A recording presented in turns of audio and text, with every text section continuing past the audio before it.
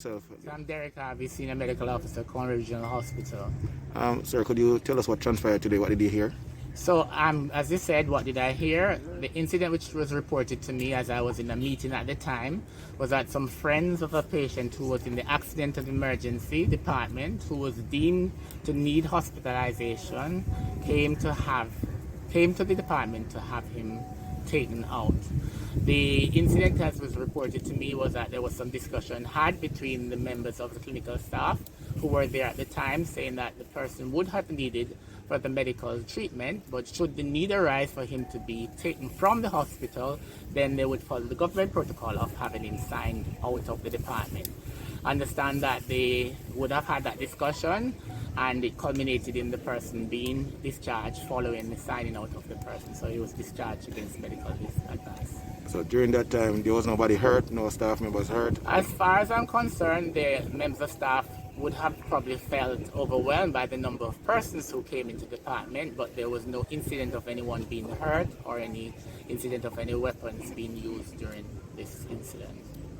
So how are the staff members following Well, that? when you have incidents like this, which is not necessarily unique to Cornwall, persons tend to feel traumatized because as clinical staff, what your role is to try to give the best which you can do for any person who you treat.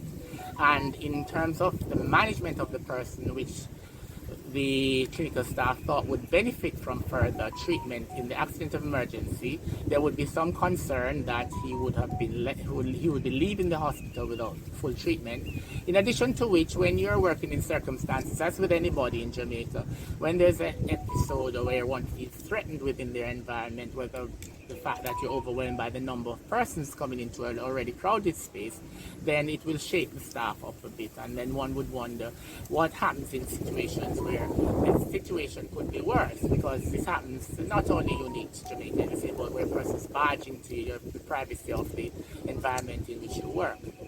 So persons are shaken up somewhat because one would like to get on with their work in an environment which, is conducive to both you as the healthcare worker as well as for the patient.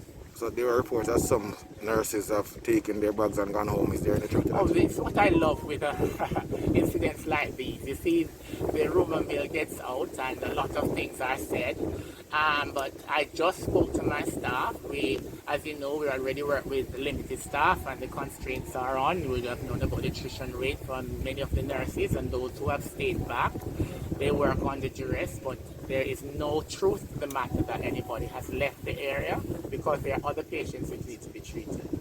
All right, thank you very much. You're welcome.